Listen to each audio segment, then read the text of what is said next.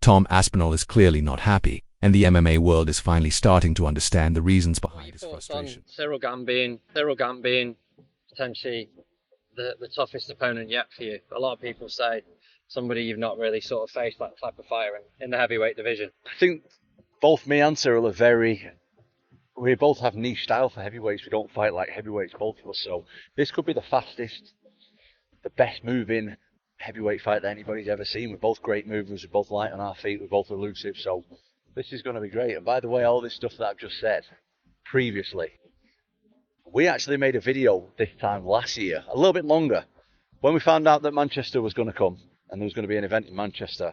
When I thought I was fighting Ciryl Gane, but he declined it, we made a video there over a year ago now. And if you don't believe me, if you don't believe it on the timeline, look, got my teeth done now. Look at the old video. I'll zoom in on them. Got my teeth done. Let me get right in there. Got the teeth done now. When I did this video, this was over a year ago. Didn't have my teeth done then, so get over there. After waiting over a year for the UFC to give him the title shot he truly deserved against Jon Jones, Tom Aspinall has finally been handed a matchup, but it's not the one he wanted, and certainly not the one he feels he earned. Instead of standing across from Jon Jones in the octagon, he's now been booked to defend his interim belt against Ciryl Gane. Over a year hiatus. Me and Ciryl finally signed on the dotted line. This is the fourth time we've been matched up together. He turned down the fight early on before we were both in the rankings. After that, he fought Spivak. I said in a post-fight interview after I beat Tabora, I'm going to go to Paris. I'm going to be sat front row for Ciryl Gane against Sergey Spivak. I'm going to beat the winner, and then I'm going to beat Jon Jones. I went to Paris. Ciryl, fortunately, turned down the fight on a second occasion. Third occasion, I fought Curtis Blades. The original opponent was Ciryl Gane. Unfortunately, Ciryl Gane was busy that day. Ciryl was filming his Netflix series. Can't remember what it's called, but I'm sure you can check it out now on Netflix. And now we are matched up for the 25th of October, Abu Dhabi. Me and Ciryl. Fourth attempt is here, and this is Cyryl's third title shot. So we are going to try and get rid of Ciryl Gane from the title picture. We'll face Ciryl Gane. Aspinall is 15. Aspinall is 15 wins, and all of them are by finish.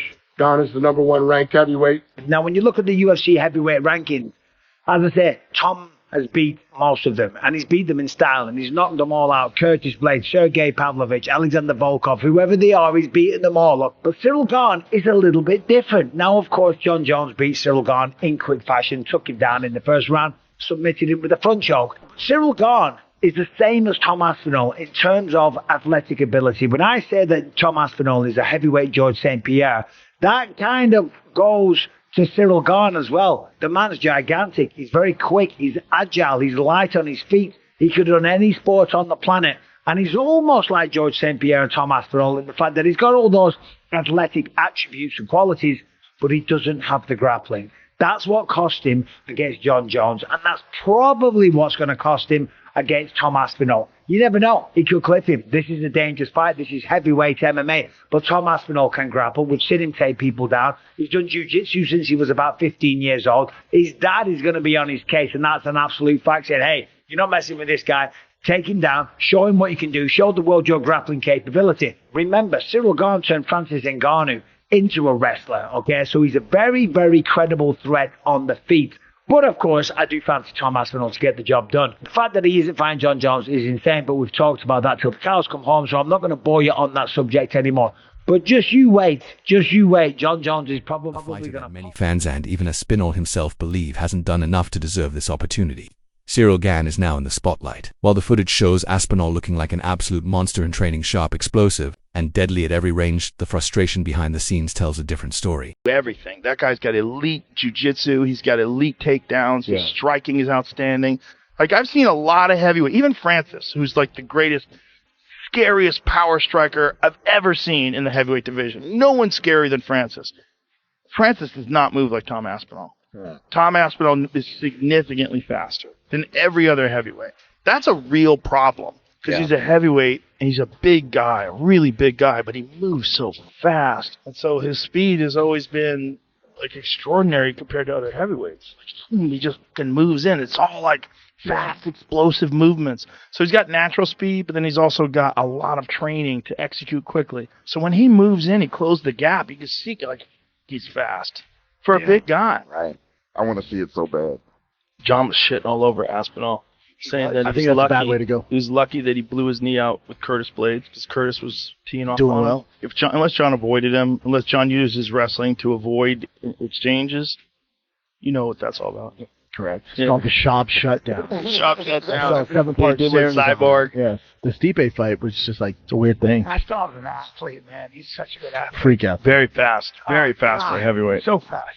Yeah, we felt the same way about Ciryl Gane. Yeah. Yeah, but Ciryl Gane doesn't have wrestling. Doesn't have jiu-jitsu. Aspinall's like legit on the ground. Very legit on the ground. So legit Dad- that his dad owned jiu-jitsu gym. His dad's a black belt. He started doing jiu-jitsu at 2. But beneath all the power and precision lies a fighter who's rightfully frustrated with how this entire situation has been handled. He never asked for handouts, never complained about being given the interim belt he waited, stayed in shape, and consistently called for Jon Jones.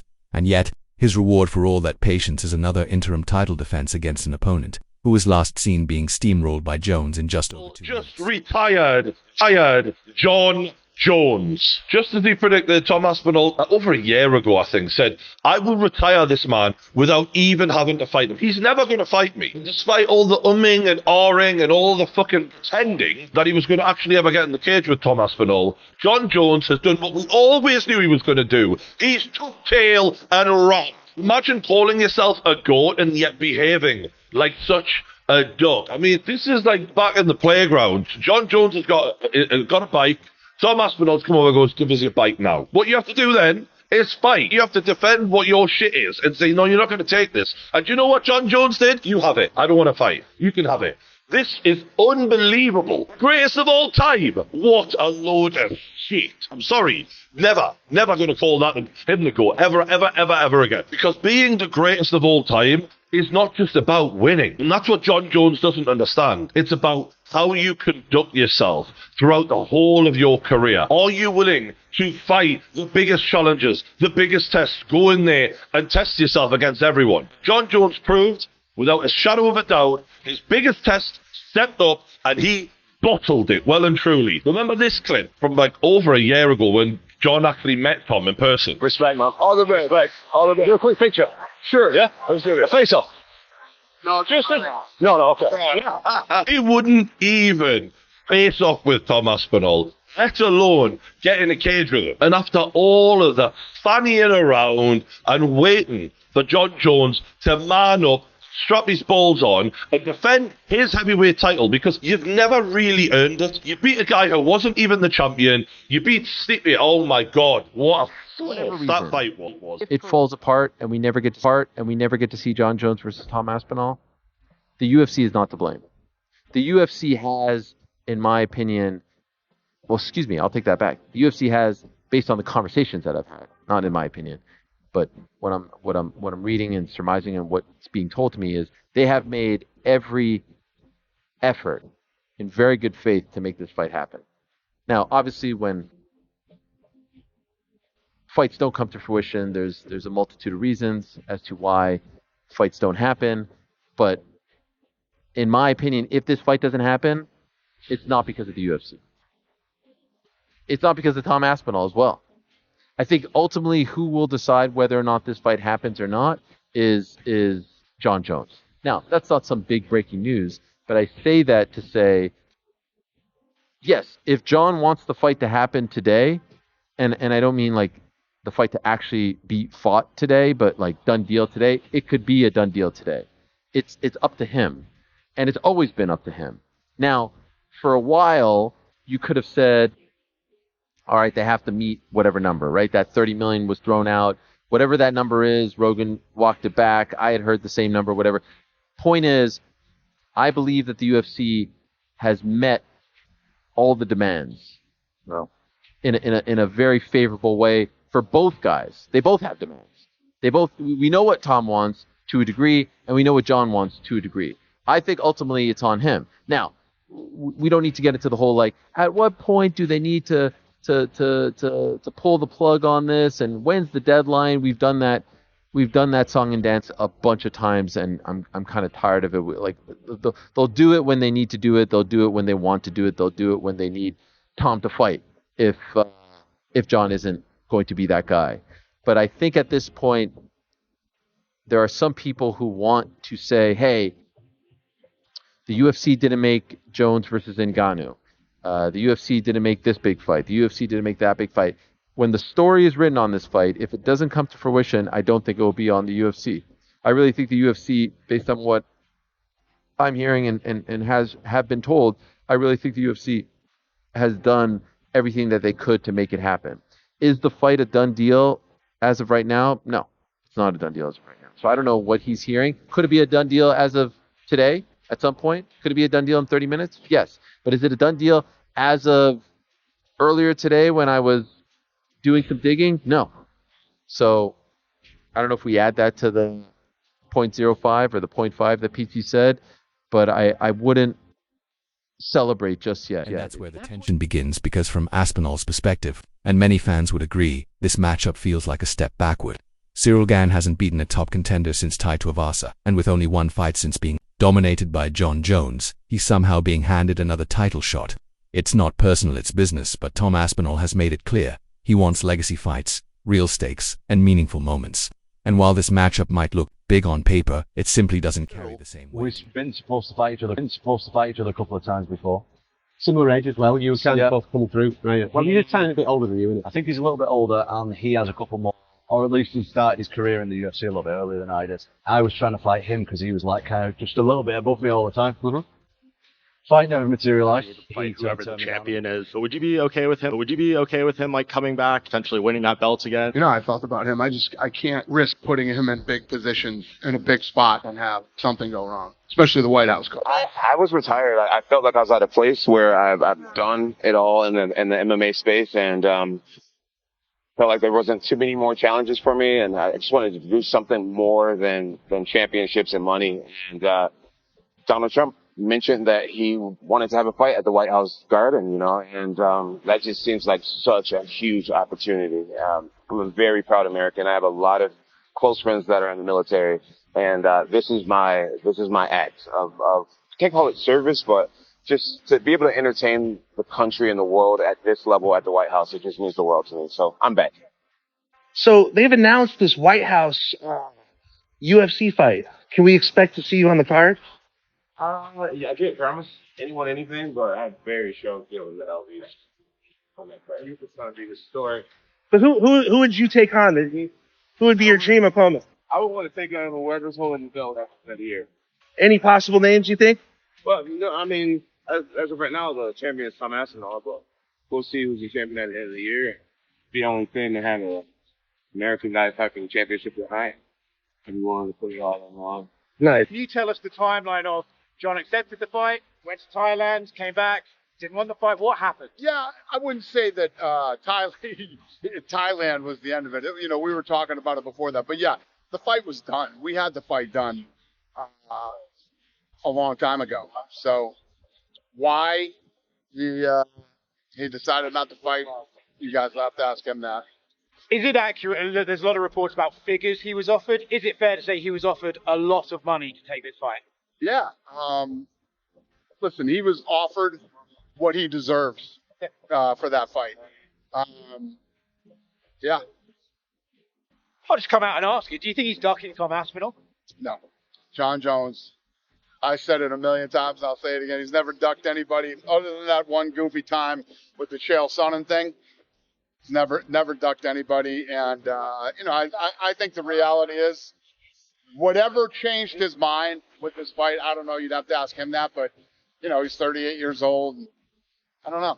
Do you think if it was someone like Alex Pereira, he would fight then? And it's maybe Tom that he specifically doesn't fancy the matchup, doesn't fancy the age difference? I don't know. I don't know the answer to these questions. Only he does. We had the fight done. Listen, our job is to make the biggest fights we can make and the fights that the fans want to see. And that's what we try to do.